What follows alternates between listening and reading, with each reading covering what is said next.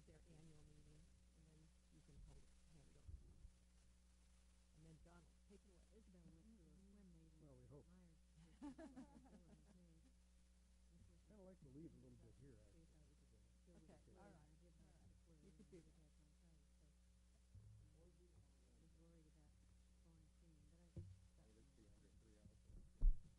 Most certainly, by a considerable margin. Just thinking that.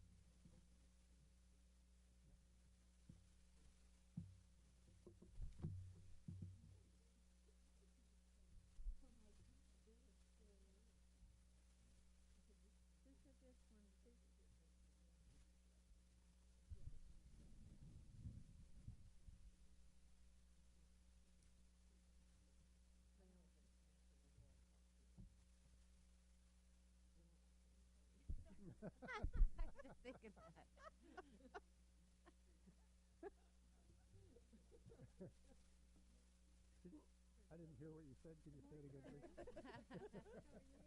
little louder. Isabel is just doing so well because she really likes it. She's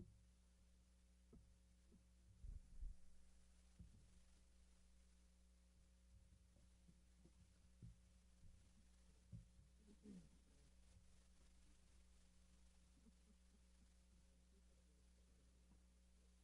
her family. It's just my side of the family in that way. I mean, she really is.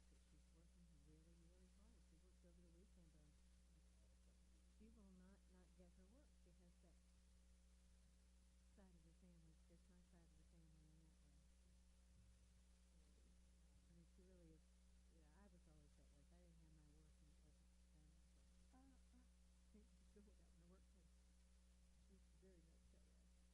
I'm glad of it because she's so such a straight A. Minutes between classes. I'd like to welcome everybody to the January 20th monthly work session. We'll start out with the presentation with Mitzi Corcoran. Good morning, everyone. As you know, there's a financial advisory committee made up of private citizens in our community who advise and counsel staff in particular, and Lori, as well as provide the board an annual report on the status of the finances of the district. They provide community oversight on our sales tax and on our voted referendum, and they monitor those activities as well. Some of their accomplishments that they've helped us with tremendously has been the COPS financings that we've initiated to do our construction in 2009 and 2010. And then also in 2011, they were very instrumental in us revising our health insurance benefits that resulted in a substantial savings to the district of close to 11% in health care benefit costs. And they continue to help us today. And we have three members of the committee in the audience. We have Eric Robinson, Murray Blueglass, and John Craner, who will be giving the presentation to you. John? Thank you, Mitzi. It's a pleasure for us to be here, and we appreciate your time. The Financial Advisory Committee has been meeting actually a little more frequently this year than previously. I think we had been on a quarterly schedule, but with some things popping up and frankly, with the move to add new members to the board where we could provide some input, we had incremental meetings this year. But, and I'm told that we don't have the videos, so we'll have to use hard copies. Oh, in terms of the PowerPoint? Yeah, Okay. yeah. So anyway, our role as a financial advisory committee is to provide the community oversight for sales tax and voted millage as required in the referendum. Also, to, Excuse me, Yep. but if somebody that is watching at home wanted to get these, they could go out to our website. It is. Yeah, It it's is on on the the website, I agenda. It's believe. on the website now. It's on the website agenda. They can they can get it from there and follow through. Thank you. it's just us here who can't get it. So, the financial condition monitoring, so that we can evaluate both the budget and the spending trends for each year. We also share good business practices. We act as a sounding board for policy and provide recommendations to the superintendent and to the staff. And we also try to answer the always important question of what do we get for what do we spend. Key findings fall into basically three areas. One is educational quality members. That's part of what do we get. Financial management is a part of what do we spend. And then if you add that, the operating and capital budgets fill out the what do we spend part of that equation. For funding from all sources in fiscal years 2014-15, you can see that ad valorem taxes are by far the biggest portion of spending for the school system. The state of Florida comes in second. Other local sources, millage, comes in third. And then the millage initiative itself comes in third, and other sources come in fourth. At one time, the federal government was a major contributor to our budget, but they have slowed their participation down significantly as the economy has rebounded. If you look at page 5, first of all, you need a viewing screen here, but we have two major components for the budget that you know very well. First is the capital expenditures, basically building new schools, and the second one is general fund, which is basically running those schools. As you can see, we had strong capital in the late 00s, and that has diminished as we have built new facilities from 2005 through 2010. The general fund reached a peak in 2008 and actually dipped down rather considerably during the recession by almost $40 million annually. We're now back up to about a $327 million operating budget. The local millage was $60 million in 2007 and 8, and it too dropped down to about $40 million, or about a 1/3 reduction as a result of the millage generation. We also get 1/4 of 1 cent on the sales tax, and that's been relatively flat. And in fact, short term, it has ticked up as our local economy has recovered. In total, we're looking at a budget that has been as high as $570 million, is still in the $463 million annually. In terms of education quality, Sarasota County is rated an A district. 74% of our elementary schools were A or B, 75% of middle schools were A or B, and gratifyingly 100% of our high schools were A or B. It's important, I think, for us to recognize and to celebrate the fact that given 2014 FCAT scores as a measure, Sarasota County ranked number 2. Sarasota County ranked number 2 in the state of Florida, behind only St. John's. In reading, reading scores were anywhere from 9 to 14 points higher than state averages. Math, 7 to 22 points higher, and in science, average science scores were 10 to 12 percentage point higher than the state averages. So I think if you say, what do we get? We get a very good school system with some very strong results, second only to a small county on the East Coast in the state of Florida. If you look at the educational quality in terms of FCAT reading and math, the red lines are Sarasota and the blue lines are the state. And you can see that since 2001, we have consistently outpaced the state in terms of our performance on both reading and in math. And you could see arguably that we have actually widened that gap in the last 3 or 4 years. So once again, metrics say that we are a very successful school system. If you look at student achievement in FCAT reading, in 2001, we had 58% was our score, and in 2014, the second box over, we are at 70%. In both cases, significantly higher than the state.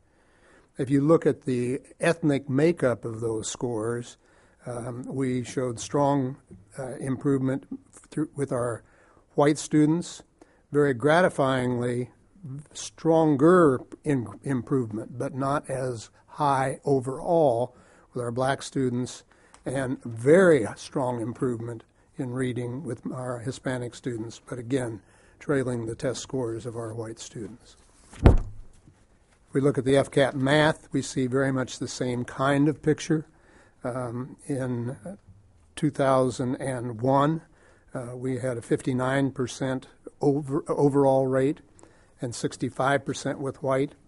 At that time, we had only 24% of our black students who were at level 3 and above, and 40% of our Hispanics. All those measures have improved substantially, going up to 68, 74, and again, gratifyingly with both of our minority groups, up 14 and 19% among our black and Hispanic students. Now, the fact that we have improved is encouraging. The fact of the matter is that we're not where we need to be, and we need to continue to drive against those metrics particularly. It's not acceptable, I don't think, in Sarasota County to allow a certain segment of our population not to have the very best education and the very best performance in the educational system. I may just add, please, that, and all the while since we have started this wonderful testing adventure, we have changed the test or changed the criteria more than 30 times, so that even in comparing and saying we're not where we want to be, it's very difficult to say where we are, because it's not, it's a revolving door, or it certainly is a moving target. So that gives me great feelings of good things that we're doing here being very significant in the fact that it is and has been having many changes, well over 30 changes to how we are tested and what the criteria is. I'd also like to comment, since you broke the rhythm. Martin County has a free and reduced lunch population of 29%, and Sarasota County has 52%. Right. That does make a big difference in your outcomes. St. John's. St. John's. Sorry, St. John's. And we're aware of that difference, and in our conversations with Lori, she obviously has some initiatives that she is trying, at least, to see if there are ways for improvement in this area, and we encourage that strongly. I just wanted our community to be aware of it. Looking at more of a national perspective on educational quality and using SAT scores, you can see that our reading scores are 38 points above the state average. Math scores 40 points, writing 35. In total, on those three metrics, we're 113 points above the state average. And if you look at the national average, you can see the same strong performance vis-a-vis other parts of the country as well. So once again, Sarasota County has strong performance metrics. If you look at SAT scores, reading and math combined, you get the same picture. I won't belabor, but simply stated, we're ahead of both the state and national by significant margins. If we look at graduation rates year to year from 2013 to 2014, I think that the Financial Advisory Committee is very pleased with this particular performance, whereby we increased our graduation rates by almost 7 points, going from 76 to 81, whereas the state of Florida basically remained flat. And our dropout rates declined substantially from 2.2% to 1.5%, whereas the state as a whole went from 1.9 to 2.0. Once again, if you look at the metrics, they indicate a strong educational system. If you look at resource support, students per classroom, in 2001, Sarasota County had 18 students per classroom. In 2013, we have 14. And if you look at our sort of benchmarking group, the state of Florida, St. John's, Collier, Escambia, Manatee, Marion, and St. Lucie counties, we are the lowest in terms of students per classroom teacher of all of those. It's a little bit more of a mixed signal when it comes to students per guidance counselor, but we've gone from 700 students in 2001 to 470 students in 2013, and that certainly is at least in line with our benchmark districts around the state. But I might add to that a lot of these guidance counselors are doing a lot of testing, monitoring, and hopefully by adding some more support staff in the next year or so, we'll be able to really move them back to doing guidance full time. That is a big concern to me. Well, I wouldn't speak for the entire Financial Advisory Committee, but for myself, I would say that this is one of the most important things we can do for children who are going on to college. So, educational quality, I don't want to just continue to reiterate this. There is no magic solution to educational quality, just continuous improvement, year over year, and every year Sarasota County has moved higher and higher relative to our benchmarking peers. So we're on the right track, we're making good time. We still have an opportunity to improve. If we look at economic considerations, this is a bit of a detailed chart, so I'll try to simplify it a bit. The first voted millage investment priorities took place in 2002 through 2006. We added classrooms primarily so that we could get to class size amendment implementation. We added teachers, guidance counselors, expanded summer school, and we had additional security. And there were cost of living increases, as there will almost always be. We had a half-hour longer student day that began at the very end of this particular sequence. It was in January of '06.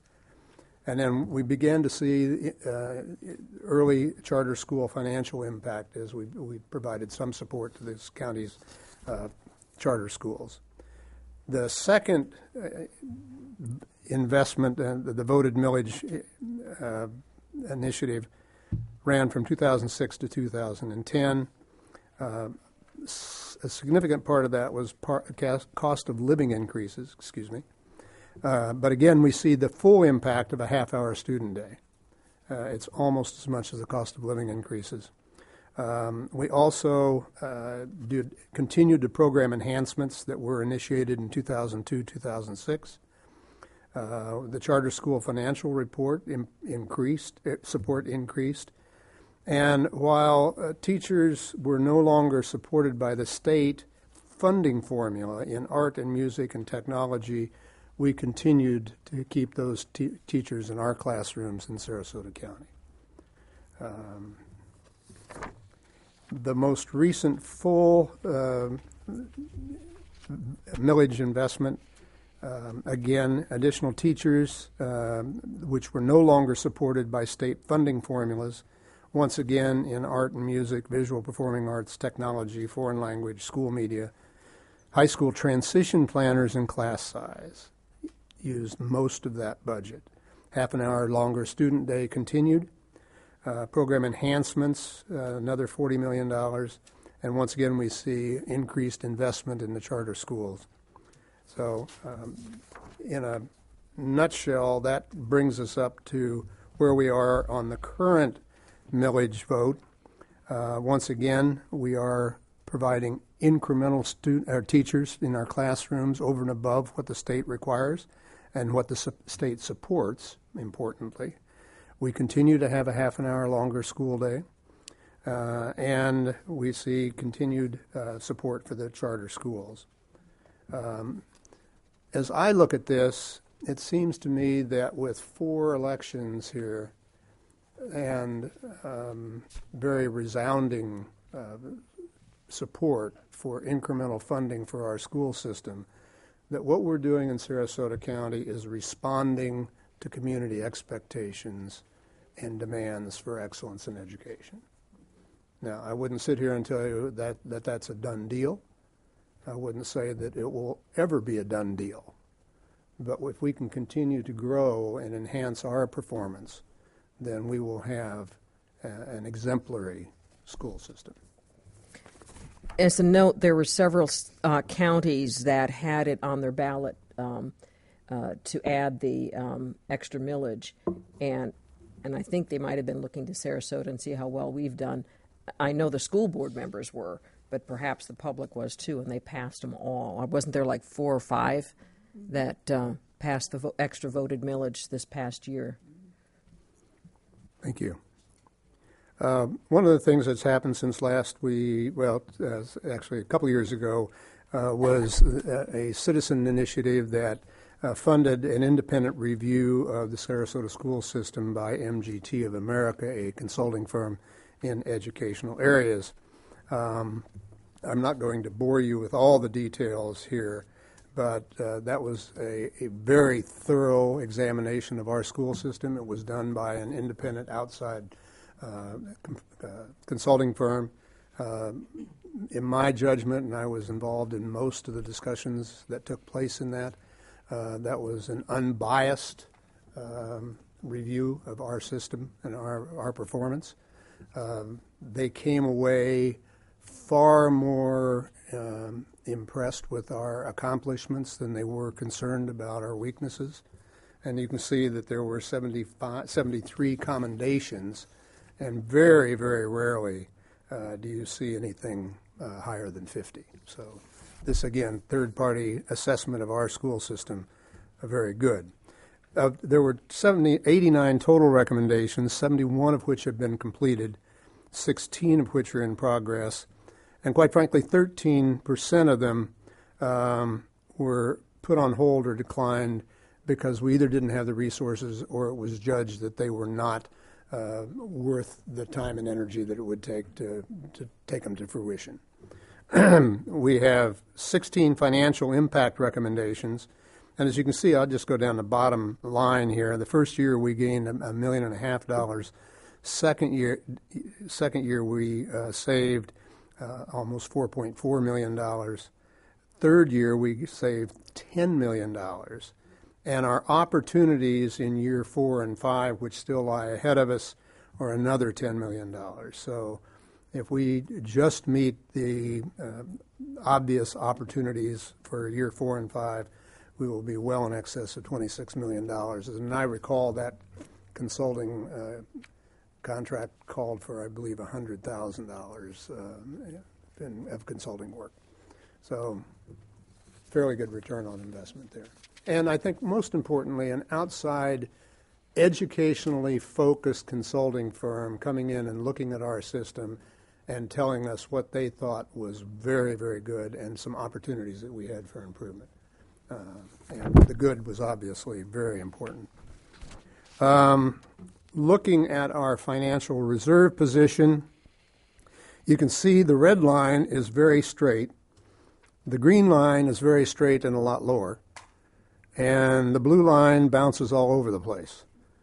As it happens, when the recession came through and our millage availability became less due to falling real estate prices, we only once dipped below 10%, and then minorly. We are comfortable, given that history as an advisory committee, with something in the neighborhood of 10%. But we also recognize that absent economic dislocations or significant challenges, there may be, from time to time, opportunities for incremental investment. And the only thing we would say to this board would be our district policy of 7.5 has served us extraordinarily well in the past. And without particular circumstances, we would say that we ought not to break through that barrier at this point. One of the things that the Financial Advisory Committee has done or did very early on was to advise the financial officers and Lori, actually not Lori at the time, but maybe you were here for COPS. Yeah, I'm sorry. On use of certificate of participation financing. We got a strong bond rating. We financed capital investments of almost $1 billion between 2007 and 2014. And those included Riverview High School, Woodland High School, Venice High School, Atwater Elementary School, Booker High School, Sarasota High School, and the Suncoast Technical College. So if you look at the physical structure of our school system today, I'd say all of our high schools are new or close to it. With finishing up at Sarasota High. It's in process now, I'm sorry. But getting close. Yep. I agree that this was one of the smartest things that I think we as a district did, because not only were we able to make those investments in those schools, but we were able to do it at perhaps somewhere nearing half the cost of what it would be if we did it today. Right.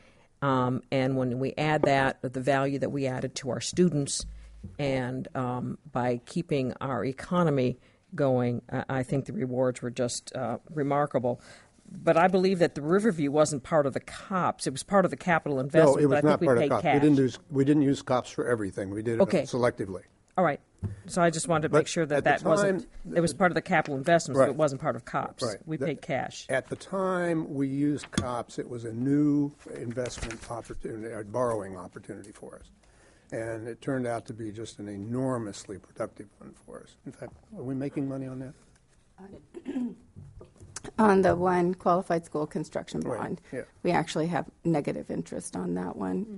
There was a total of it's over $180 million of COPS issuance, but there was $993 million spent on total capital investments during that period of time. Yeah, but by using the COPS funding, we were able to free up other cash to Right. pay for the Riverview. Right, exactly.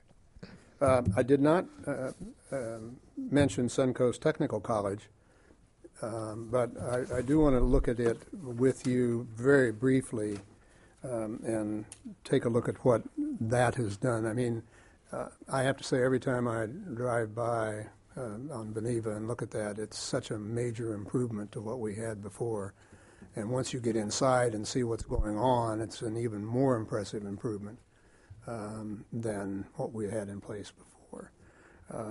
If you look at the enrollment overview, you see strong improvement year over year from 13 to 14.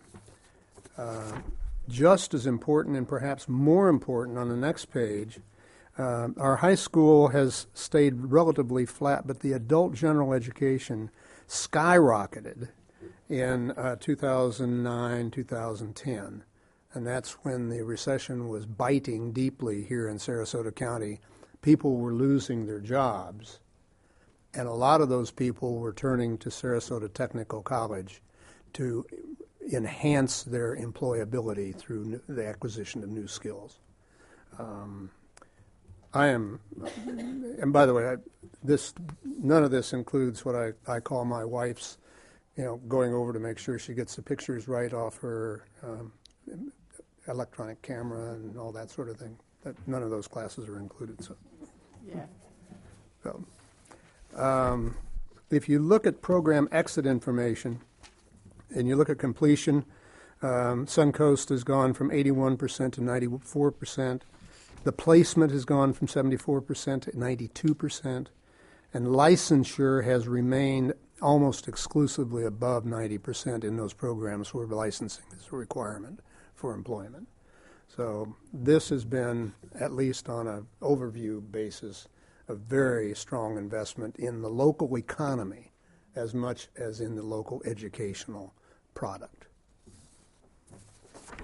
One of the things that the committee has been following, and I have touched on it as we've gone through some of the uses of funds, is the expansion of the charter schools in Sarasota County.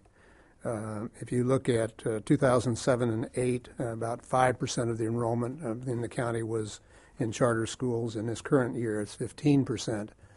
One of the things that the Financial Advisory Committee is committed to doing is to doing a thorough economic analysis of both the regular traditional schools and the charter schools to see what impacts may be happening there, so that we can say with at least some degree of certainty that these are either a great investment, an okay investment, or not a good investment from a financial standpoint. And there's a whole other issue with regard to educational performance. But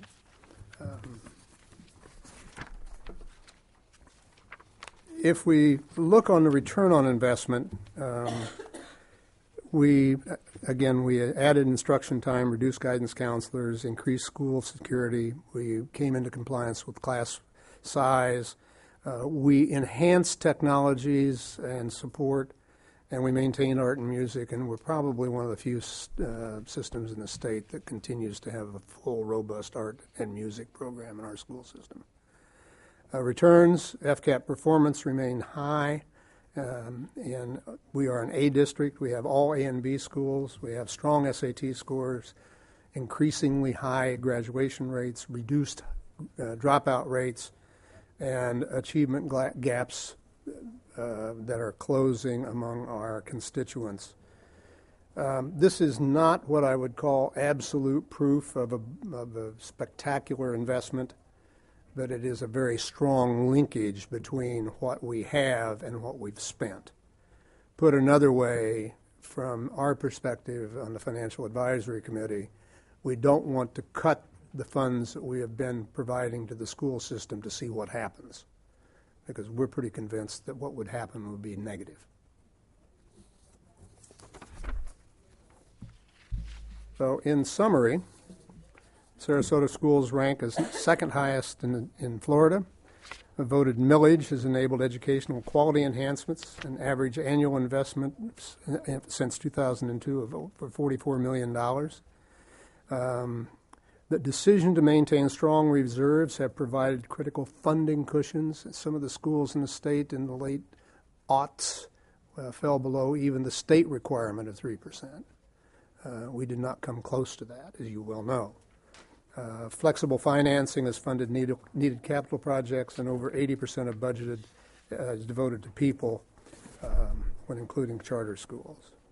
Our priorities going forward are to pursue a balanced budget, to maintain financial reserve position at or above 7.5%, which is this board's policy. Identify and implement funding opportunities, again, where needed, taking a look at COPS financing.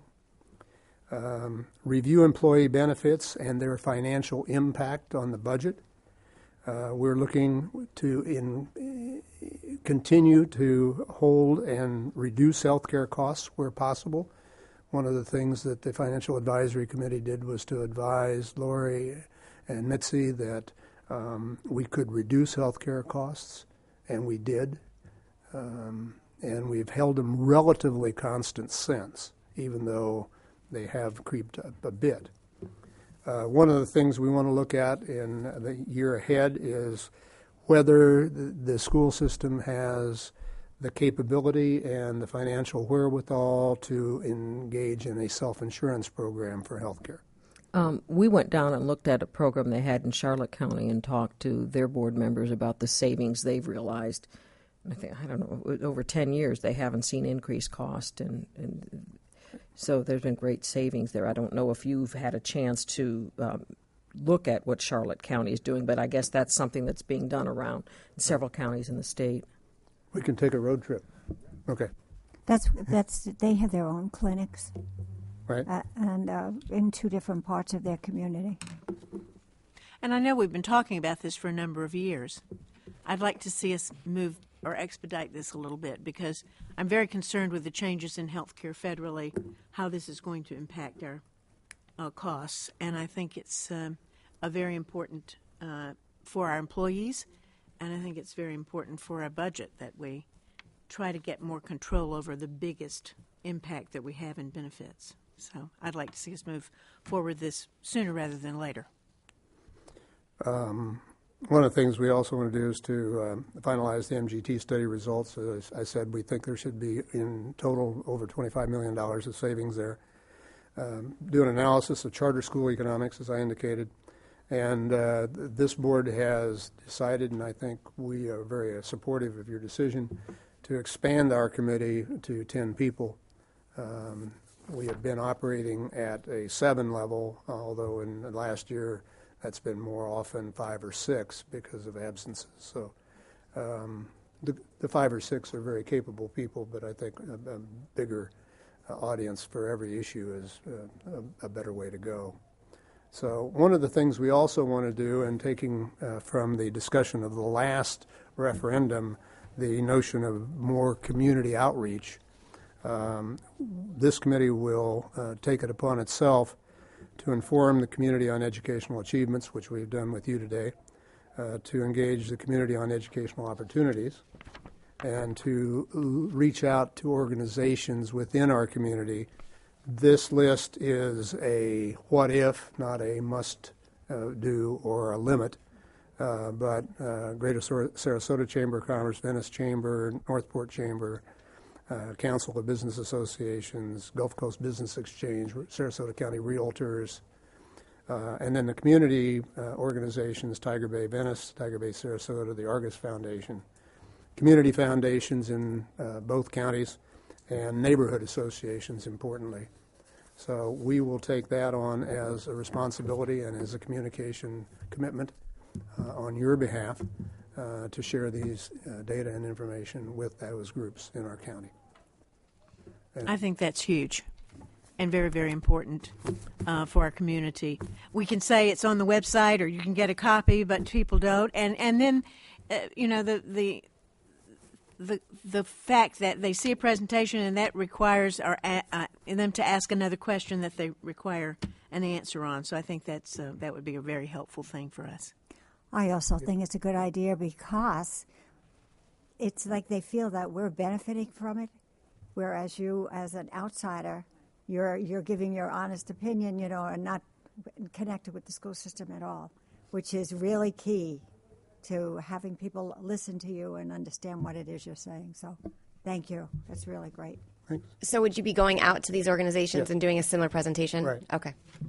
Now, it depends on the organization and how much time we have, but you know, some of this can be whittled down a little bit. But I think we will use this as a template so that the community gets the same information you do. Okay. I think it's important. This is when I was doing the dog and pony show. The biggest thing for me was the charts, the visual impact that you get when you look at a chart and you see the improvements that the schools have made. So I still have a packet from 2 years ago when I was out doing this. And I know I'd like to know when and where you're going, and I don't know if you would need us for assistance or at least in the audience for support, but, you know, any way that we could support or assist you in this, we would love to do that.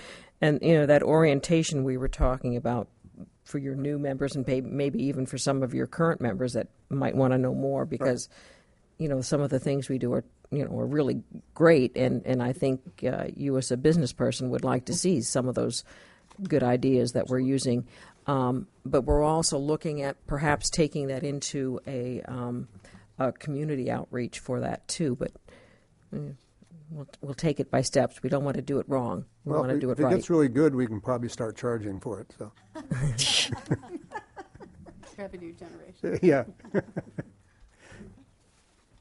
I want to thank you and your committee for the time. I know you guys have lives and jobs and other things that need to be done, so I really appreciate the time that you take. And I've mentioned previously I'd like to see your committee be more proactive, and particularly I agree very much with what Jane said about the self-insurance, and I'd certainly want to see us continue to push forward on that. A couple of comments that you made, well, for instance, with the cops. We were criticized pretty heavily about cops, and I'm glad to hear that your committee thinks that we did the right thing there. Same way with the Suncoast Technical College. It's back several years ago. That was the rebuild of that was certainly not a sure thing, and a couple of the board members had to really drag that thing through and convince other board members that was the right thing to do. And part of it was because of the adult component of the college and how important that some of us believe that is. And the other thing is, and this is more for a historical perspective, when you talk about the reserve requirement that the board instituted. And, that was instituted back when under a previous superintendent, and it was under totally different circumstances. It was a situation where money was coming in very strongly, and some board members were concerned that we didn't want to tie future boards and future superintendents into spending levels that weren't able to be sustainable. So that's actually why that came to be, but certainly it served us very well through from 08 to today. So sometimes I just think it's a good idea to get some perspective on where things come from. Lori? And I'm just going to ask Mitzi just to say a few words of where we are with the study and consideration of the self-insurance, just to take this opportunity to update the board. I'm not sure if you guys remember, but a few months back we had a meeting. We had a health insurance or a health task force, and we gave a presentation to you that included some ideas about self-insuring. The Financial Advisory Committee on February 8th at their next meeting will be meeting with the Aon Group to go through the same things that they went through with you on the self-insurance. We've learned a little bit more as far as that reserve requirement. That was kind of the big thing holding us back, was taking a very large chunk of our fund reserve and having to set it aside because it would come, from the general fund and get moved and set aside into another fund. And that would then take the general fund below an acceptable level of our policy. So there was that concern. We've kind of worked through some of those things after talking with a couple of other school districts that have in the last few years gone to self-insurance and how they've met the requirements with the insurance commissioner. So we're going to go through all of that with the Financial Advisory Committee. Hopefully they can give a recommendation as to whether or not they believe it's fiscally prudent to assume the risk. The big thing is that the difference between self-insurance and fully insured is you pay the premium for them to assume 100% of the risk.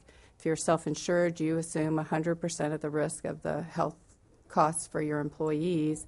But given the size of our group, it's pretty predictable because we have 5,000 or more people covered at any particular point in time. So, but again, it'll be, their advice and counsel will be seeking as to whether or not assumption of that risk is a good financial move for us as a district. You said we assume 100% of the risk. Don't we reinsure over a set amount? There's a stop loss of about $250,000 per individual. Yeah. Okay. And there's a cost for that because then you're fully insuring beyond that cap. And we were looking at $6 million, around $6 million is setting aside for the reserve. For the reserve. Mm-hmm. That's correct. And, it's still, and it's been ever since I've been on the board, it's been an issue, particularly with our employees that have children.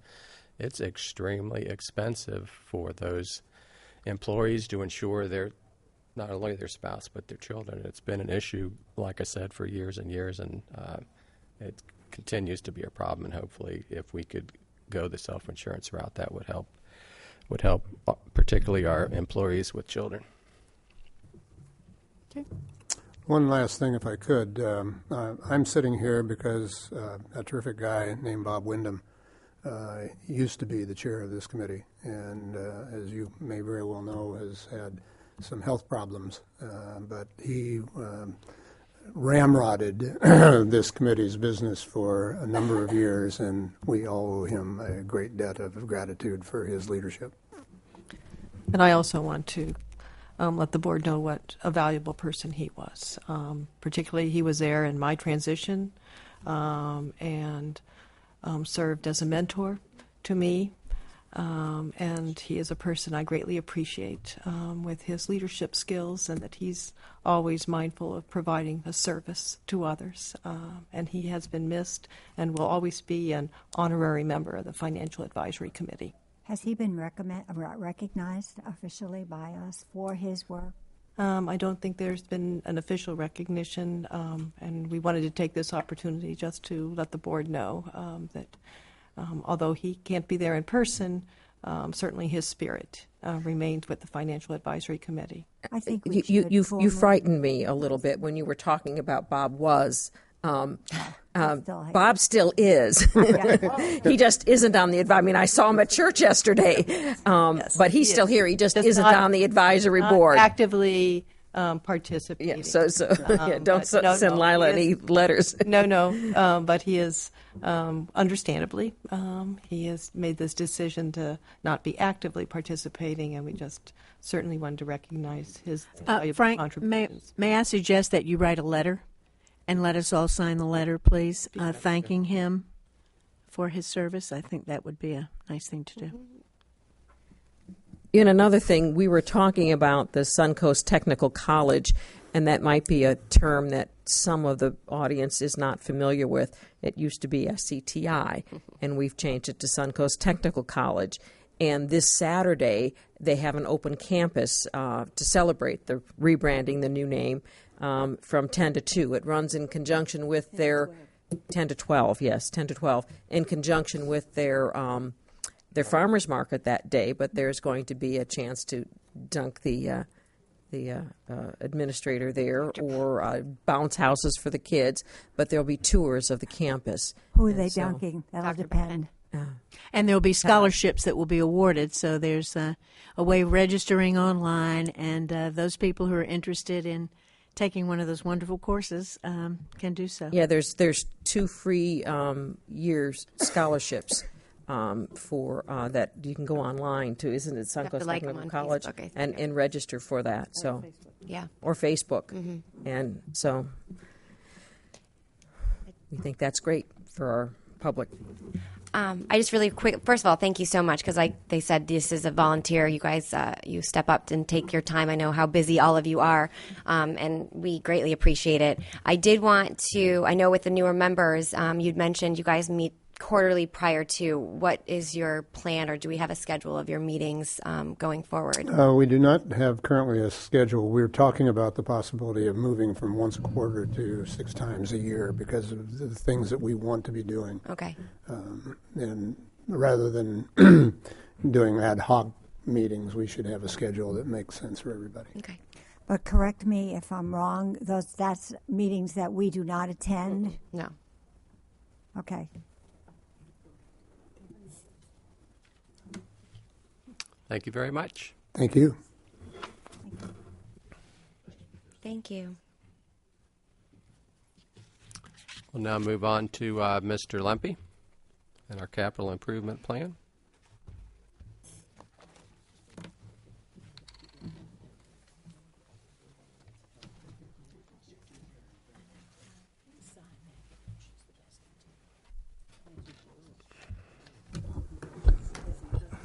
Good morning, board members. Completely off the topic, but maybe as sort of a smooth transition, if you happen to be at the picnic at SCTI on Saturday, the Fallhaber Foundation also has, I'll call it an open house. I believe the time is from 10 to 4, where they're going to unveil the Fab Lab Science Center that is in Building 28, the old Saisis cafeteria. So if you happen to be there for the picnic, you can literally walk right next door and see the new Fab Lab. What we want to do today, you may recall, I guess, that we like to talk about capital at least 3 times during the year, and in 3 different real contexts, I guess. The first context is the capital plan, which is what we're here to talk about today. The second context is the capital program, and that's where we start to tie dollars to some of the things that we'll talk about today. And then the final time is to talk about the actual budget and what that plan looks like over a 5-year period. What we'd like to focus on today really are 2, and I'm going to turn the floor over in just a second to Kathy Aba, who's your new Director of Long Range Planning, but really two significant things I think we'd like to discuss today. The first of those is the planning environment. What is the environment that we're having this conversation in today?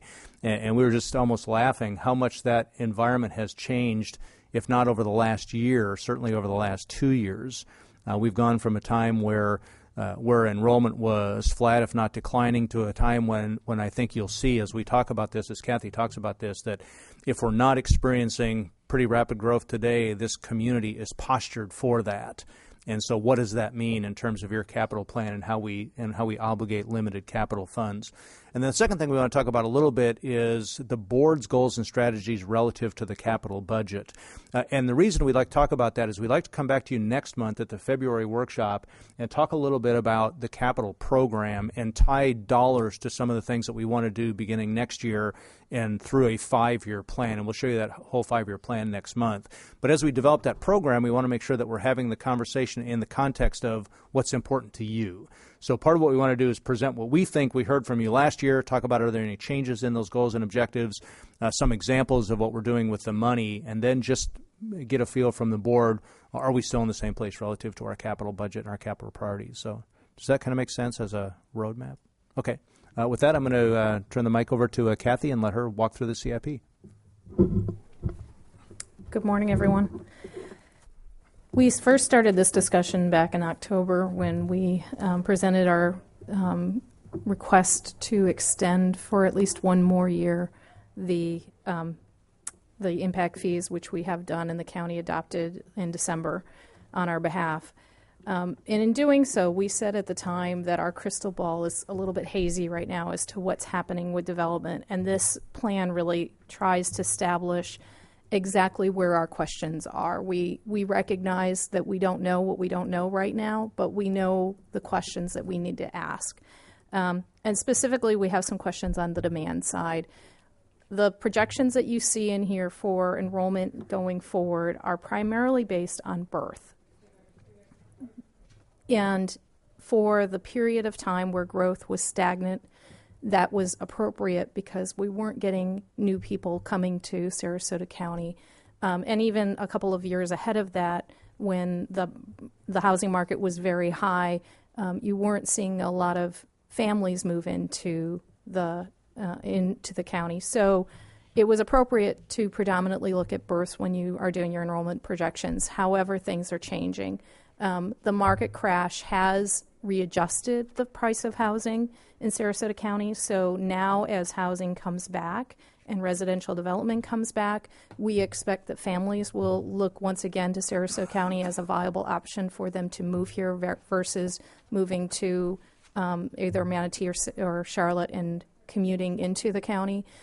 So that's one thing that's actually a positive out of the market adjustment is that we believe that families will once again see Sarasota County as a viable place to live.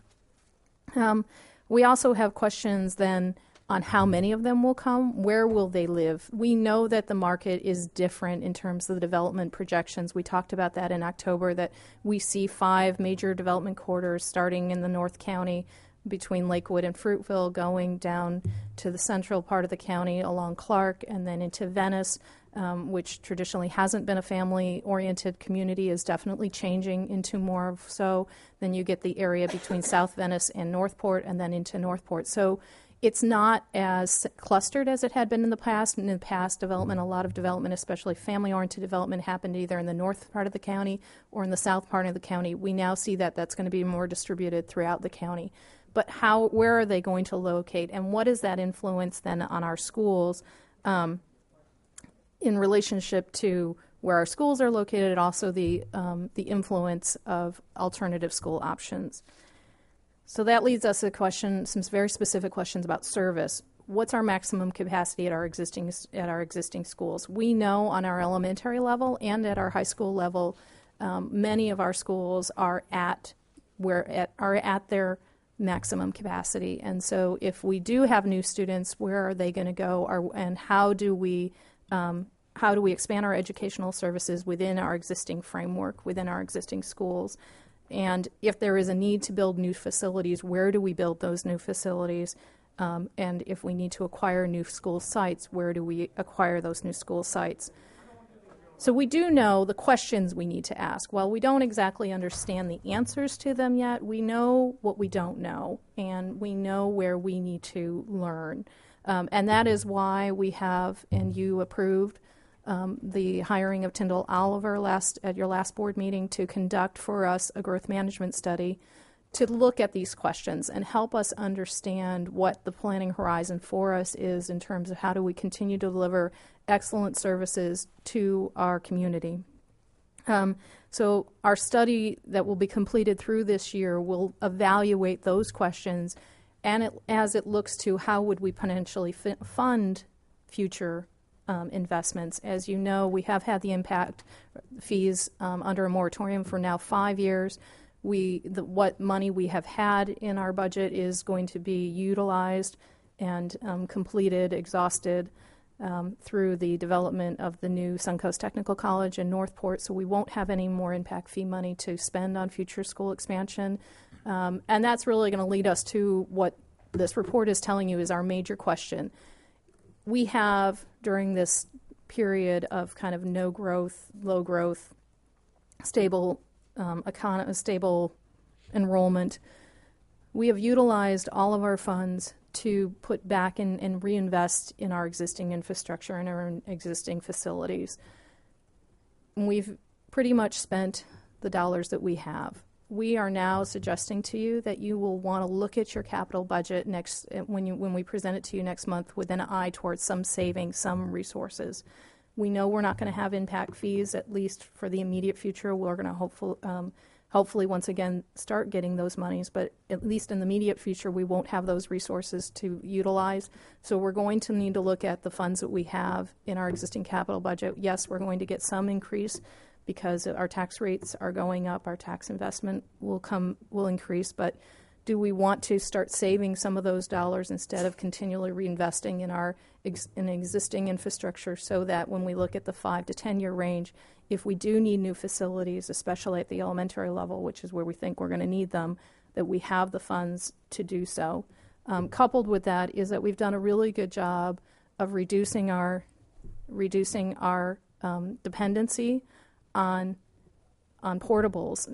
The downside of that, at least as we look forward, is that we're not going to have the flexibility to adjust to the growth demands as they come up. I've been talking to a number of principals because a number of principals have called our office and said, we know that you're looking at this long term, but we're seeing this now. At least 3 principals have talked to me since the beginning of, or since we returned from spring break, and said that they've had up to 24 new students come in because kids moved into their district or into their school area since over that break. So, quickly, yeah, Kathy, would you just explain what impact fees can be used for? Because I think there is a confusion of the public as to where those fees can be spent, because they can't be spent on everything. No, they can't. The only thing that impact fees can be utilized is for new facilities. So that's exactly the question we're asking here about new facility. Whether that new capacity. So whether that new capacity happens at a new school classroom, at a new school site, whether it happens on an expansion of an existing school site through a new wing, or whether it happens by purchasing land for a new facility. But it has to be new. It can't be. We can't use it to renovate existing structures. We can't use it for maintenance. We can't use it for operations. It's strictly for new capacity, so new classrooms or new other services that we need to, transportation services that would need to be increased. We can do that, but it has to be to meet the needs of growth and demand. It's the only thing impact fees can be used for. So that's kind of the summary of the report, or at least the discussion in the report. I think last month somebody made the comment that they read the beginning and the end, so we purposely put the introduction and the conclusion so that if you read those two things most thoroughly, then you pretty much got everything in the middle. Who wrote this report? I did. Well, boy, you really did a great job, and I read the whole thing. But you really did a great job of putting it together so that, Bridget, our new board member and so forth, really is written very, very well. And some of the charts in there were very helpful to me in assessing some things. And I guess one of the things I'm most concerned, I've talked to some of our developers recently about what do you think? And of course, they don't have a crystal ball either. So I'm going to really be interested in seeing how we go forward with our new consultant. But a lot of them seem to think that we're going to be bringing in new residents who are, shall we say, in the retirement age more so than new families. And I guess we had from a birth rate about 3,000 births. And I think we have to look at this, and I'm sure our consultant will, not the kids that are born here necessarily, but those people who are moving here from other areas and other populations, which that certainly doesn't take into consideration. So I'm really looking forward to this consultant. I think I don't mean to interrupt you. The other huge unknown, not just who's coming and where are they coming to, but how are future charter schools going to respond to that demand? Right. That's a big unknown for us.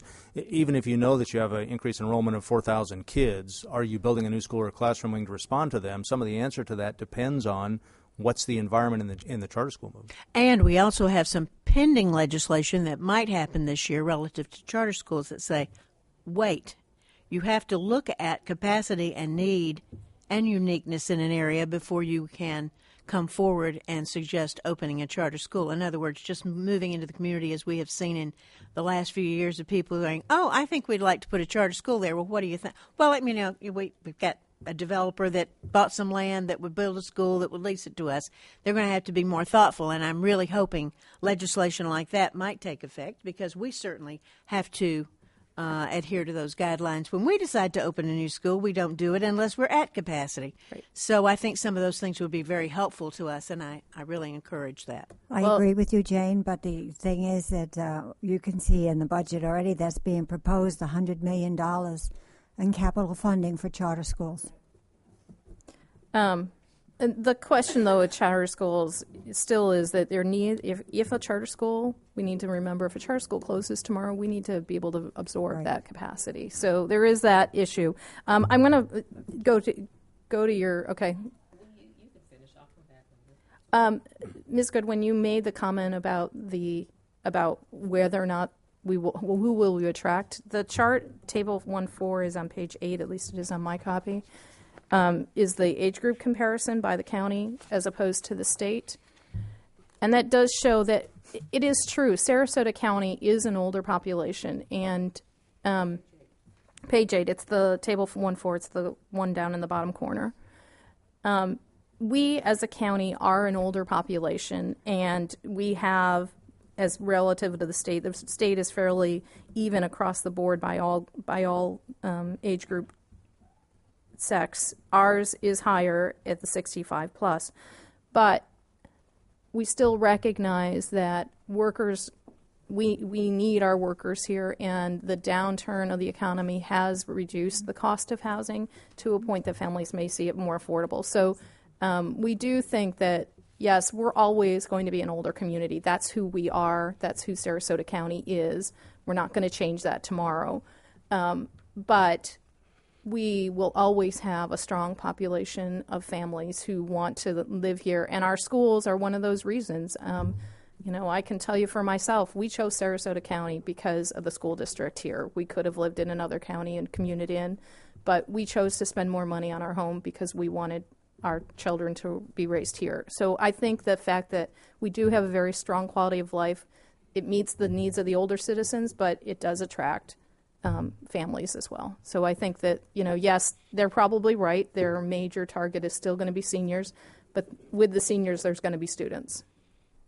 Well, one thing I would question, or at least as they change, I mean, if you look at some of the business I'm involved in, like rentals and real estate, I mean, it's, what prices today compared to 2 or 3 years ago are not comparable anymore, and rents are getting to the point where it's awfully hard for people, working class people, to do that. So what I found really interesting when you look at that table 1-2, those of us that were here in 1980, and you see what the school percentage of total was and what they're projected to be in 2030. I mean, it's pretty much the same for 50 years. So you're right, Sarasota's, the more it changes, the more it stays the same, at least with population.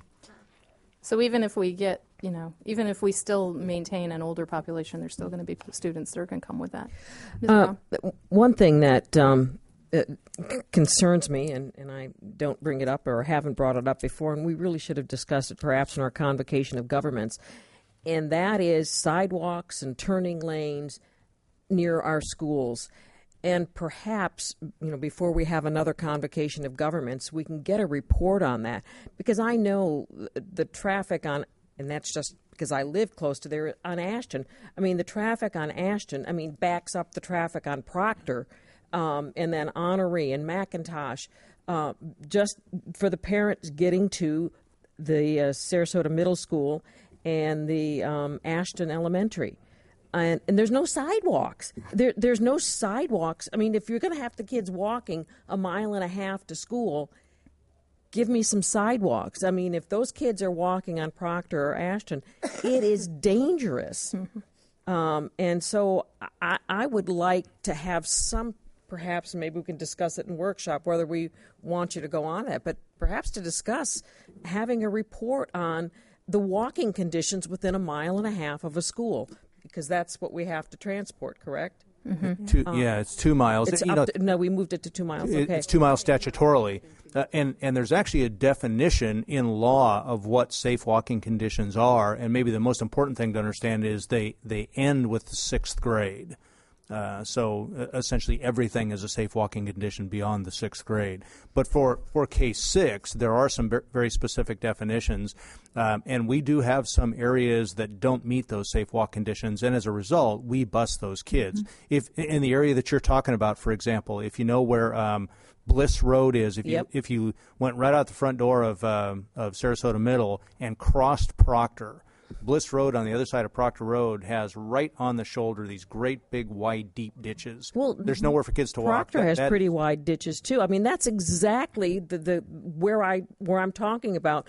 And when you're going up Proctor Road in the morning and those kids are on the side of the road and they never walk single file, because who would want to walk? I mean, it is hard to see them, in the winter when it stays so dark. And I don't know, maybe we could take a look at that and have some, green areas, yellow areas, red areas, and look at where we might want to focus, because, knock on wood, we haven't had any, but those are some dangerous conditions, and I think we need to look out for them especially if we're building a new school.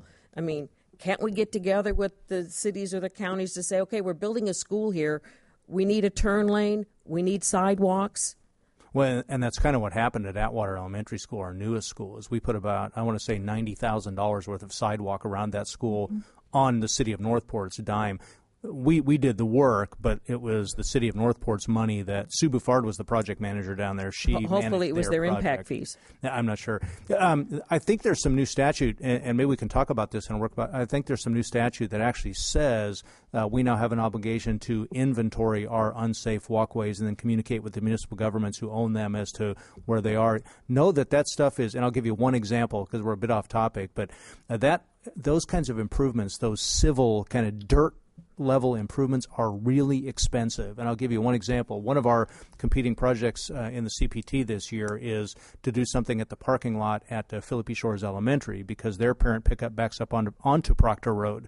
And we've talked about a couple of options in their parking lot, but it's a $600,000 solution. And not that it's about money, but the conversation you need to have is, what do you get for that $600,000 investment, and recognize that you're solving a problem that exists for 15 minutes a day. Mm-hmm. So in the face of competing interests, is a $600,000 investment in a parking lot? It's a philosophical conversation, but and then you got Myrtle Avenue going into, or is it Myrtle Street, Brooker High School.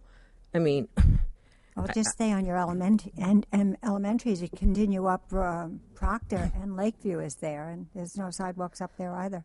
Well, we'll save that for another day, though. But again, it's only 15 minutes a day. Yeah. Right. Well, you should know it on two levels. First of all, me Mickey Ryan, your planner, and I both work in collaboration with the Metropolitan Planning Organization. Maybe next year we invite them to the Council of Governments because we do have a collab. In fact, we're going to their joint meeting on Monday to monitor what they're working on. We've also been just invited by the state. They've identified a number of school districts that they want to participate in a model project for safe walks to school, and we're going to be doing that as well. So we do recognize in the planning office what we can do, but there's only two of us, so we can only monitor so much, but we recognize it's an issue. We're trying to work with our partners to help us better utilize our resources to do those things that we can't do in our office. Thank you. And the other thing that I know we're talking about, and if we're talking about doing health clinics, they've placed theirs in Charlotte County. They put it in their technical school. Right. We're building a new technical school in Northport that's scheduled to open spring of 2017. If we were to go to self-insure, that would maybe start in 2017. Maybe we need to be looking at putting in a facility there. And I know there isn't one now, and it's too soon to be talking about it. Well, too soon to be doing anything about it. But I think we should be talking about it not only in terms of whether it's something we should do financially, but if we do it, where will it be placed? And is the new technical school even a place to put it? I don't know. But that's something that y'all might want to, keep under your hat while you're looking at future plans, because I would think 2017 might be a time we might be looking at it. We're progressing. I brought this before the board like 4 years ago. And now it's becoming a board discussion. It's great.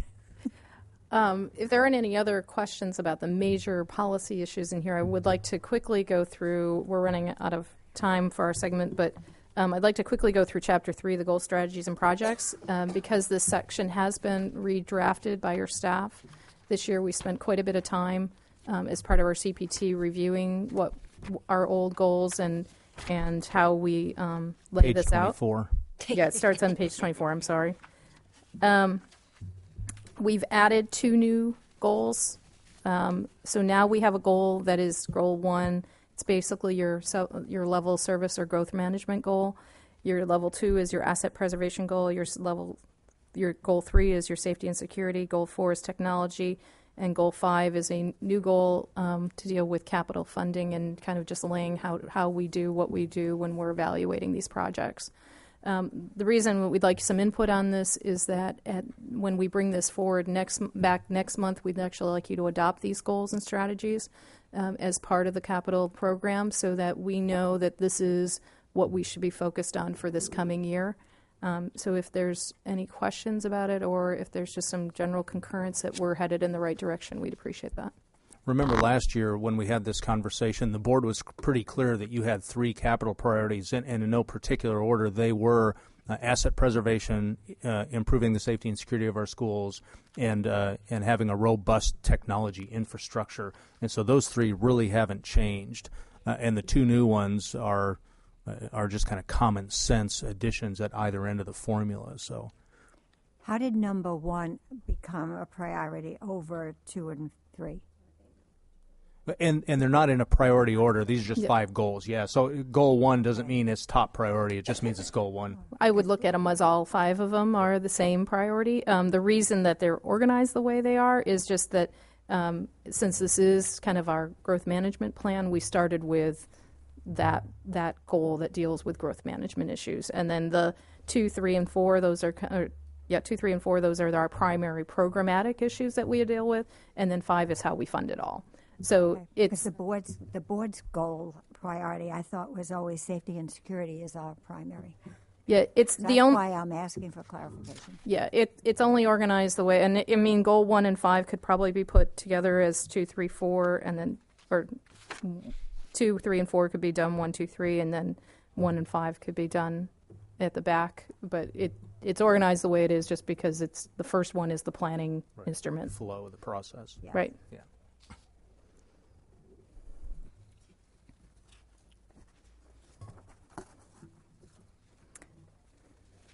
Again, I'd just like to reiterate you did a great job with this report. Thank you very much. It really Appreciate made your- it very easy for me to understand, and I will keep this so that we can use it as a working document. But I will look over it again, and I may have some feedback for you before next month. We appreciate it. Should the goals and strategies remain the way they are articulated in this plan, and we built our program, which I said earlier we'd bring back to you next month, let me just give you a little snapshot as to what that's going to look like if we bring it back to you with these goals and strategies. So we're going to remain focused on 3 areas: asset preservation, safety and security, and technology. We also, though, want to build, and the superintendent and I have had a couple conversations about this, we want to be able to get, when you look at year 5 of your capital plan, have a unrestricted fund reserve in the $30 million range. And what that would mean is there may be some legitimate capital projects out there that we decide we're not going to do because we're trying to build this bank. And part of the reason we want to build that bank is should sometime in this 5 years you say we need to put an elementary school on Thomas Ranch, for example, you're not having to worry about borrowing money to build that school, that you've got a fund reserve that's capable of funding that school, kind of like we did Riverview High School. And the reason that's important is I think if you ever get to the point where we have to think about a second high school in Northport, and that's a ways off, but maybe not as far as everybody thinks, we'd probably have to borrow money to do that. And so part of what we want to do is maintain the borrowing headroom so that you can do that should you need to. So the idea of being able to fund out of your fund reserve an elementary school, staff thinks makes sense.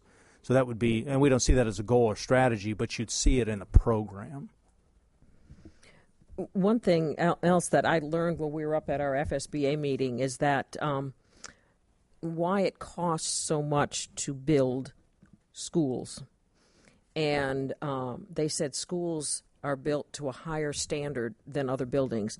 And that's why a charter school, for instance, can be built at roughly half the cost of a public school, because public schools has to be built to withstand, the level 5 hurricanes, and they have to be built for hurricane. And it's not just the safe room, but the whole school has to be built that way.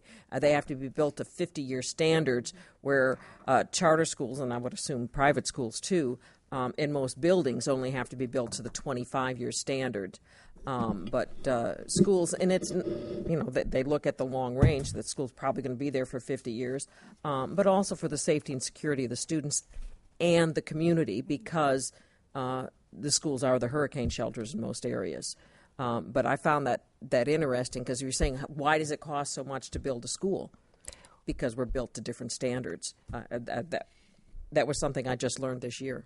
But I think it's also important to know that in this district, we've made a conscious decision also to invest at the front end to lower the operational costs over time. And that's within the flexibility of still meeting the standards. You could build more cheaply, but we really feel the time to do it right is at that beginning investment, so you can lower the costs of operating the facility. Well, and also I think we do it better, because I still say by building the bathrooms that you have with that tile up so that they can go in there and spray those clean. And we have got the cleanest bathrooms, and I always look at that, and I look when I'm sitting down in a yes, and I do sit down in a store bathroom, and I'm like, oh, or a restaurant. I keep telling them, I really ought to tell the manager to come look at our bathrooms, because we could do so much better than this, or why don't they do this? And I still think, I wish everyone could go on that facilities tour that you have, because it is great, and we do it better than any of those stores out there, and any of those business managers that want to come and see how we do it. I'm sure you would love to show them how to get clean bathrooms. So if you get calls from all the gas stations and the Bell's department stores and whatnot, you'll know where they came Thanks, from. Billy Brown. But clean bathrooms with no smell is a bigger deal. Yeah. Well, just two examples. I want to come back to Can I this. ask you a question? Please. No, when you bring forward the 5-year capital plan, the new one, Right. will you bring the old one with you, please? You bet we can I'd like do. to see what we had approved last year and what it is and Sure. what we're doing for this. And I'll, year. just for to kind of lay the groundwork, let's talk about that a little bit. What you're going to see is obviously the continuation of ongoing projects, the cafeteria media center at Bayhaven, the classroom wing at Fruitville, the renovation of Sarasota High, the HVAC plus renovation at Pineview School. There'll be one or two new things, and one of them will be consistent with last year's year 2, and that is the renovation of Venice Middle School. We had in last year's capital plan, I think we had $11 million in that project. And I don't know if this is the right place to talk about it, but just to kind of lay the seed, Kathy is working with Dr. Detman and Dr. Karen Schmidt, the principal, on a pretty robust community engagement program for Venice Middle, really targeted at bringing kids back. Their enrollment today is like 520. Bring kids back. And we want to start that with listen to the community. You know, what are your aspirations for your middle schools, and how does Venice Middle fit into that conversation? Part of what we'd like to do in the budget is build that budget such that we have some flexibility. And what I mean, there's a cushion, so that if we're out on those listen to the community tours and we hear things that aren't within the scope of the budget, we can add them. And I don't know what those might be, but it would be nice to be able to do some things in real, I can see them, response to what we hear from the community. So the other thing that we'll probably put a line in is at Oak Park. I don't know yet what that is, but Oak Park's bursting at the seams, and their enrollment is climbing marginally. And so this summer, we think we ought to spend some money there and do a little bit of renovation on some existing spaces to get them some more classroom capacity. And I think we can do that through a combination of adding portables, which at Oak Park is tough, but renovating some existing spaces. So that's the only new thing. I think everything else will kind of remain. So even though we removed some of the students and put them back into the district schools, we still need additional space at Oak Park? Yes. Mm-hmm. One of the things you have to remember about Oak Park is even though it's a marginal increase in students, they have a lower, so even a marginal means. I've been there. Right. Yeah. The other change you will see is year 2 of last year's capital plan had a $250,000 line in it for Tech Active. Dr. Detman's plan for this summer is 64 classrooms if you include 8 at Pineview. To do 64 classrooms is probably closer to $1.4 million. We're budgeting about $22,000 per classroom on the district side. That's renovation of the space. So we would bump that line from $250,000 to $1.4 million. Other than that, some things that you won't see because they're buried in other budgets, but we will this summer renovate the Butterfly Building at Alta Vista. That's the one with the roof that goes like this. Kids skateboard on it. And we'll start doing a campus hopscotch at Inglewood, where we'll go into a building at a time, and that's in the renovation budget in facilities. And those will happen. You won't see them as direct projects in your capital plan, but other than that, it will be real consistent with what you've seen before. But I remember doing Alta Vista. I mean, it just seems like yesterday or 2 years ago that we did Alta Vista. But I'm also concerned about the safety and security of our data as it pertains to our students. So do we have any, is there any funding in the budget for that? Because I thought that was part of what we talked about at the end of putting more money in technology. But I'm concerned about the safety and security of the data. Yeah. Go ahead, Laurie.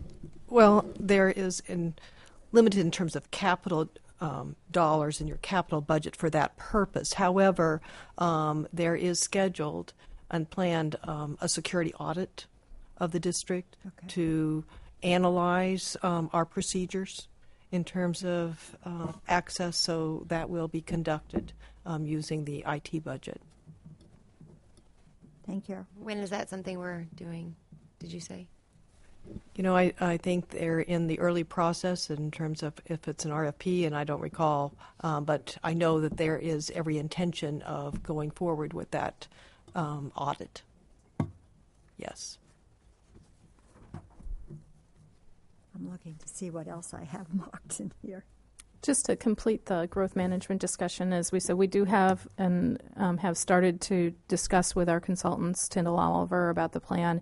It will be a year study, so as we have major questions or major benchmarks for us to share with you, we will make sure we do so as we go forward with it.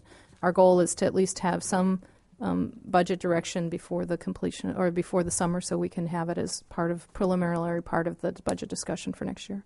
And we're paying off some things this year, right? Yes. That's always good. You paid off the this year. We'll pay off the COPS that funded Wilkinson, Philippi, and Venicel. Mm-hmm. And I think that in your debt service is, I don't know if Mitzi's still here, is about $6 million a year. It's in here. Good.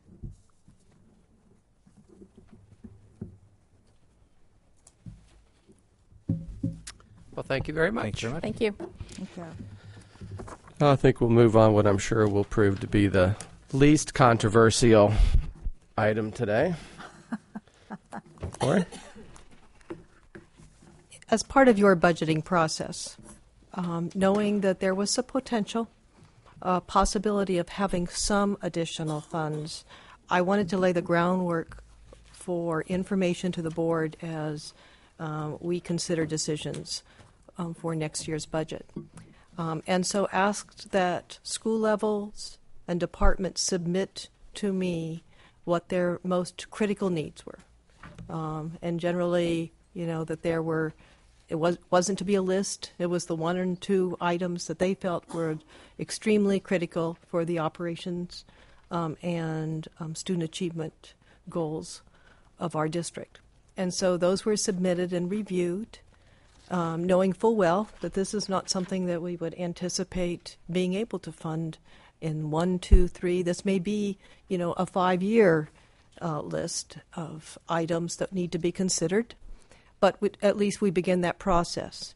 In addition, I asked our principals, or gave them the opportunity to rate each of the proposals relative to what they feel were the most significant needs of our primary mission of student achievement and our operations of the district. So they gave submitted their priorities, but a rating that then we have interpreted as a prioritization of these as a possibility. But my fear in doing this is it has the possibility of raising expectations of what we can accomplish in the very near future.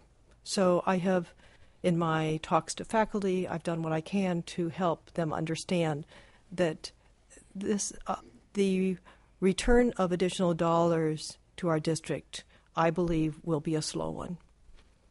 You have to remember we have not achieved a balanced budget yet. We also have made a commitment to put some dollars aside for salaries because we have not been able to give step increases for the last few years. So all of that is part of the mixture. So this is simply one more puzzle piece in the planning process as we work together to form next year's budget. So I thought before we go into any discussion of what the budget proposals, that I've asked Al to kind of give you an update on where we are right now in terms of, which will be certainly that starts with a very foggy crystal ball, gets clearer with each time that Al meets with us in a workshop, but I thought Al could give some of the recent information that he has gained that gives you perspective on where we will end up this year, which is also very critical to understand because that also impacts next year's budget, and any anticipated budget increases of revenue for the next year's budget. So, Al, if you would give your update. Okay. Good morning, board members. The governor announced his budget request January 13th, just a couple weeks ago, and basically he indicated the total dollar amount per student. Excuse me. It just so happens it's the identical dollar amount that the commissioner came up with back in August. So I'm using the data I have on the commissioners, because when you go out to look for the governor's budget detail, there's nothing out there. So I'm assuming that that's what he's using. So anyway, with that, I went ahead and plugged in those numbers, and actually I'll be ready to, at your next work session in February, give you the detail as to what that preliminary budget will look like. This year, based on results of operations, and we did get the third recalculation of the FEFP based on October FTE student FTE count, and the original budget that was approved by the legislature last year was roughly a student increase of 11,000 students. What has happened is this year, the actual student increase is closer to 26,000 students. So what that means is there's a proration of available funds to all school districts. So what they're doing is they're having to prorate $62.7 million reduction to all school districts. For us, that's about $1 million. Now, we did go up about 200 students from what we were originally projected at. So we net out maybe it's about 1.5 million to the good, but if we didn't have the proration, we'd be closer to 2.5 million to the good. So we're going to gain about 1.5 net after the proration because we did go up about 270 some students. And I've also put in the negotiated pay raise that we did and paid out the first performance supplement in December. And I've also updated everything as results of operations through December 31st. And I have went ahead and tried to do my best estimate where I believe will come in at the end of this year, June 30th, 2015. And I believe my best estimate right now is to use somewhere in the neighborhood of about $4 million this year. So that'll bring our unassigned fund balance down to a little over 8%, about 8.2%. With that said, taking the data I have on what the commissioner and the governor is including for next year, I've went ahead and rolled those figures in. And I'll just keep it short because I know you've got a lot of things to go through here.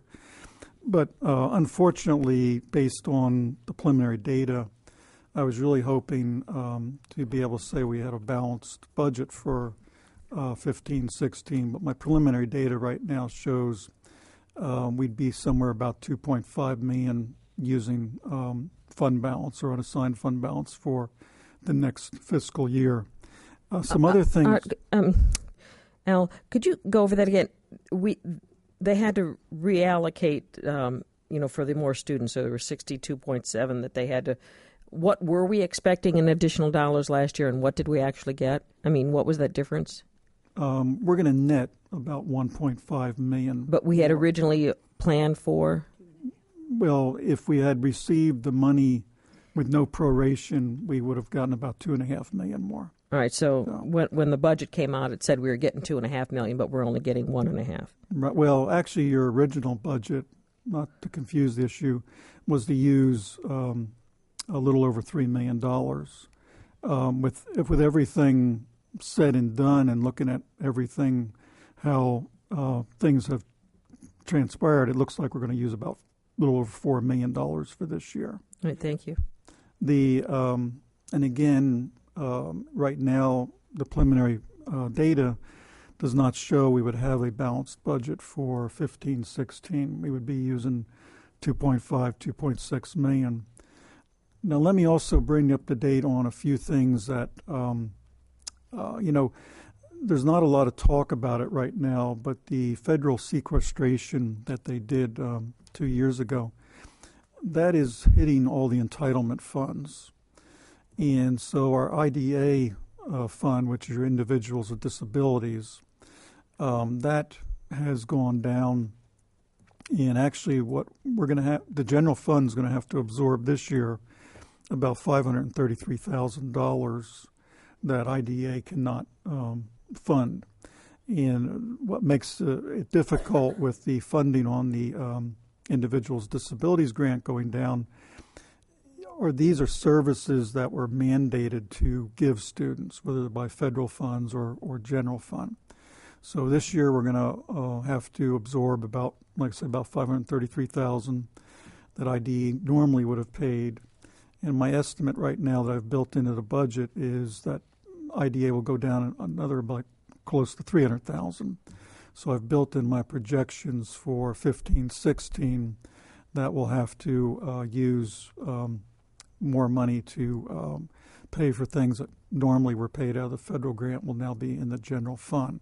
So that's another aspect of why we're looking at not having a balanced budget in the general fund for next year, because we are having some. In fact, that when you go through the different budget requests, you'll see there's narrative about the Race to the Top grant that ends, and whether we shift those into the general fund also. So anyway, I just wanted to, a lot was being said, and there was an awful lot of anticipation that, yes, the dollars would be much greater coming to school districts. The one other thing just to emphasize, the total dollar percentage increase in the governor's and commissioner's education budget is like 3.35%. The percentage increase that we originally received based upon the final action of the legislature was 3.14%. So you can see that there isn't really much difference between what we're receiving this year and what we anticipate for the 2015-16 year. So with that, you had a question? Yes. So you said sequestration funds will be down $533,000 for IDA for 14-15, right? Which we have to pick up. Plus for 15-16, there'll be an additional $200,000. Approximately $300,000. So it'll be $733,000 we'll have to pick up. Be $833,000. Yeah, over the 2 years. Now, the one thing is with your Title I money, as that goes down, that you're not mandated to. You can have less Title I schools if you want, but the IDA, that one going down, that's one that directly impacts the general operating fund because of needing to provide those services to those students. Shirley? I understand that they changed the way they assess the fines on the class size amendment, that to make public schools more in line with charter schools by saying if your schools are for open enrollment, that you can use the school-wide class size amendment and you don't get the fines. It is correct. If you are a school of choice, you're open to choice, that they use not class by class, they use the average. But it does not impact the funding need, because we fund to achieve it. What it does is it eliminates the bad choices. If we get 19 students, students, you have to make these combination classrooms. It gives a little bit more flexibility, but still you must meet the average. So you are still budgeting to meet that class size. So it really does not help us with the funding piece, but it helps programmatically that you don't make some of the negative choices. But just to go back on this student increase, we added, with our increased enrollment, we added teachers. I mean, so even though it might not have been in that budget, we were over projection, we're committed to making class size. We add the additional positions necessary as the new students, and did not receive the same amount of funding for those new students because of the proration. So even though, yes, we got more money, it wasn't the money that typically would have been budgeted, but yet the needs we did meet in terms of adjustments that were made after 5-day count. And this is an open enrollment time. Are all of our schools open for enrollment, or are there some that are closed? There are a few, very few that are closed. Some we've opened either just 6th grade or just kindergarten. So there are some restrictions in that, but largely the vast majority of our schools are open to choice. And parents can go online and get the information or go to the schools to register? Yes, they can, and that whole process is occurring now, is opening now, and will continue into February. Are there any other questions? Or because I don't want to, I'm going to give you the detail on, your February meeting. And the only thing I wanted our viewing public to know is this is the reason that we need to keep a fund balance, because we never know what's going to happen in January. And there was one time we lost $2 million in January. So if we don't have that security of a fund balance, we could be in trouble because we wouldn't have the money to be able to afford to give it back. That's 100% correct. And in my career here, we had a very low fund balance one year, and the recession hit unexpectedly, and we had to do mid-year layoffs. I mean, that was very devastating to the district. So, yes, keeping a fund balance, unassigned fund balance, is a definite plus for this school district. On the principal feedback questions, I don't see where it would fit in, but one of the things I was hearing from teachers is assistance when they're having to give the tests, especially in the lower grades. Where would that position even fit in here, or was that part of the survey? This was the original proposals came from, in the case of elementary schools, administration getting together what they felt were their one or two priorities. Schools do different things to try to facilitate the one-on-one. We're also looking at different testing techniques to use at the lower grade level so that they can be on the computer. It's not as labor intensive. Testing is an issue.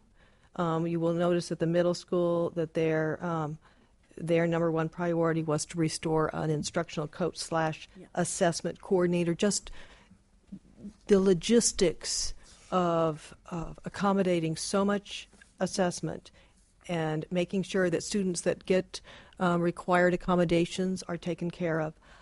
That coordination is becoming a real burden. Guidance counselors are demanded to help because you are looking for those spare hands. At the elementary schools, there's very few people available to assist. So they've looked at some creative things at some schools to try to assist where necessary, but that wasn't. They also looked at a priority of replacing administrative interns with assistant principals who can help with the evaluation process, which has also become much more rigorous, much more time intensive. We called, and you've got a lot of background information, but they called the districts that were comparison districts to ours. They all have they have assistant principals at every elementary school. And so we're kind of out of sync with some of what the state is doing. But if we're done with Al, then I'm going to kind of walk you through what's here on these different proposals. Are we done with you, Al? No. While you hit on that, Lori, about St. John, Santa Rosa, and Seminole, my question is how are they able to do that? How can they afford to have all those additional positions and we can't? And we have an extra $40 million or $42 million a year. You know, it's really hard to analyze districts' budgets and compare, and that's why you have to be careful. I couldn't tell you. They might not have the fund reserve. There's so many different variables that go into the budget. It's hard to make assumptions, and I wouldn't try to do that. All I can do is give you the data that we have in terms of what they are providing. But this doesn't look right when you see that those three counties can do so much more. It appears that they can do so much more, and we can't. It doesn't look good to have those three in there without some type of an explanation as to how they are able to keep their budgets and, provide their students. Yeah. There has to be a difference in there. Certainly. So it's just hard to determine that without a lot of analysis of their total budget to see where their expenditures. Because if you can't tell me how they do it, then how can I say, yes, we need all of these other pieces, but I don't know what the difference is in the budgets?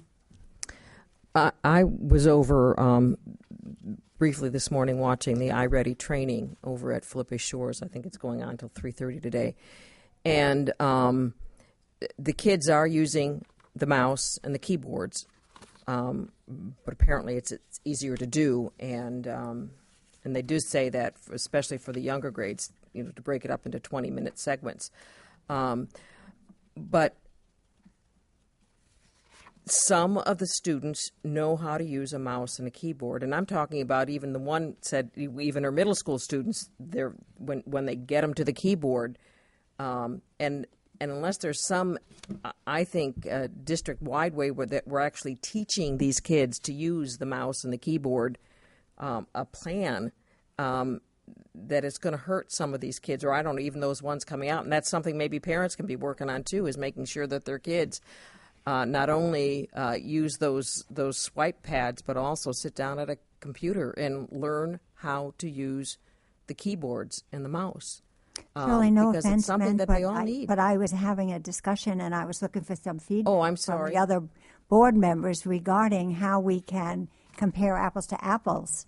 How can we say that St. John's and Santa Rosa and Seminole have all I of don't these? think you don't say it because you don't understand how it's going to be. I mean, we've got a sheet that says priorities, and obviously for those school districts that's a priority. But there may be their salaries may not be as high. There may be other things that they don't choose to do that we do, so they can have the principals or the assistant principals at every middle school, but it doesn't go away because we can't understand No, it. but Sure, we it has should to do- know. Well, you said that it ought to go away if we couldn't understand it. But I would I'm say talking- that it's obviously priorities, and that's what we do, and that's what all the other boards do, is decide what's the most important for that particular school district, and that's where your priorities are. And talking to some of the people getting the training over there, some of them said, no, we train our students in this, so they handle it. But not all of the schools. I mean, I was only talking to a few of them, but one said, we train our kids. We train our students in there right away. And another one said, maybe we need to be looking at that. So even that isn't across our district, and some of those are principal decisions or classroom decisions of whether or not I they guess train what it. I'll have to So- do is to look myself and find out what their budgets encompass, because that's what I'm hearing. Because I'd like to know what the difference is, how they can afford it and we can't. That is the basic bottom line that I'm asking.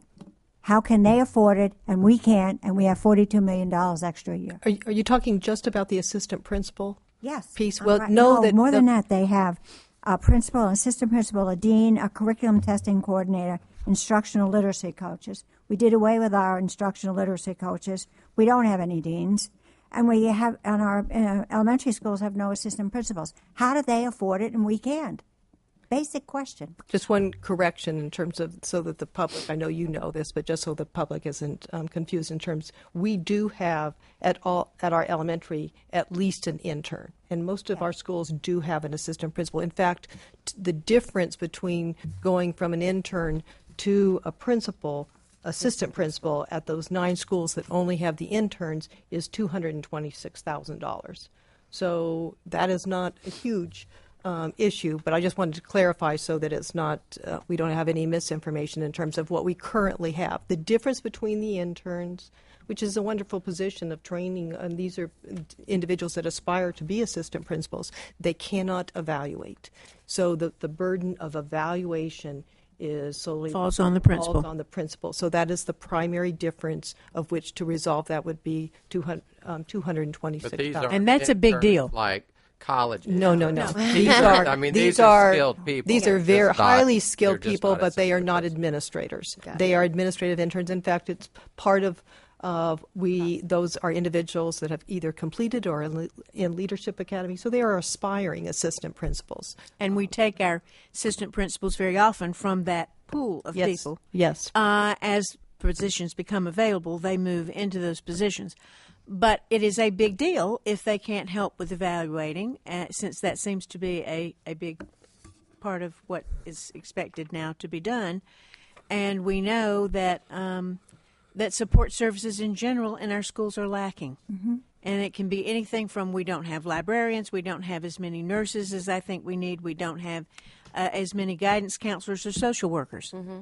And those career counselors and data coaches and all those myriads of things that we really need for our schools. So these were all good things. I say we need to do every one of those. Right. So when I saw the list, I thought, I love it. It's great. We'll take it. Okay. I think the same thing. I'm just curious. That's all. I'm going to do my own research so that I know why we can't afford more. If we're spending somewhere else, whereas they're not. So St. John's right. is the one that's ahead of us. So I don't plan on going over each of these items. This is a planning tool. I wanted you to understand the process and my intent. and my concern that it raises expectations, but yet, and I don't expect really any comments about what you prefer at this meeting. That's not the purpose. The purpose is that awareness, and I thought it was important for you to get the details on what department heads and principals felt were their critical needs, but then also to get the feedback from the principals on what they perceive were most significant to their work.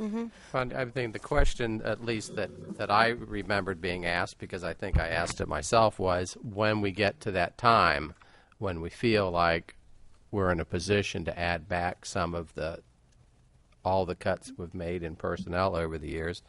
But going back to what Caroline said, I mean, we got two issues here. We pay more people less or less people more, but you can't do both. If you want to grow if you want to grow back the district, then you have to look at other things. So it is a balance, I will tell you, and other districts are wrestling with that right balance because we can no longer rely on substitutes for some positions that also saved money because, frankly, people have other options for other positions that give them benefits. And so it's more difficult to find those long-term subs that we do in lieu of a permanent position. We are also seeing that recruiting in certain certification areas and certain technical skills is becoming much more competitive, and salary plays a part of that. So I tell you all of that, and it's not anything that is new to you, but it's that balance that you have to achieve in terms of salaries that attract the high-quality people, because I will tell you, I am convinced that the continued improvement we see in this district is because of the quality of the people that are there. 80% of our budget is on people. It's the quality that you recruit and then how you efficiently and effectively use those individuals. But I tell you that because it is truly the balance that we must achieve together if we're going to see continued improvement and strengthening of this district. And that's a conversation. There isn't any black and white. It's not, oh, this is the way to go. It's going to take thoughtful discussions and time to think through and as accurate as we can get with the projection of what flexibility we will have.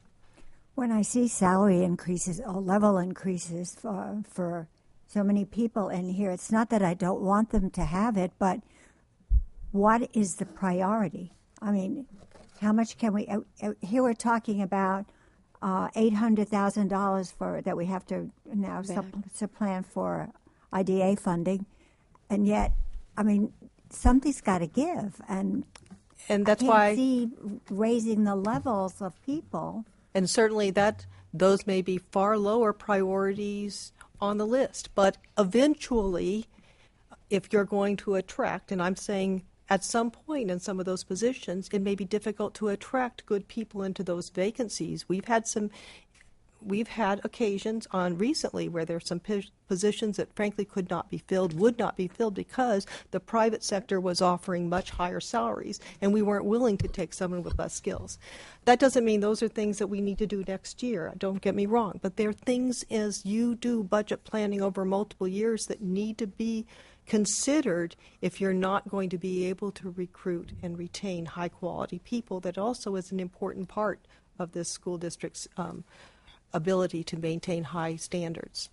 I was speaking to a member of the administration, and we were discussing this problem with competition with the private sector. Is there an option, and this was an individual that didn't want to opt for the benefits that they had, but have a higher salary. Do we have an option like that, or is it all or nothing?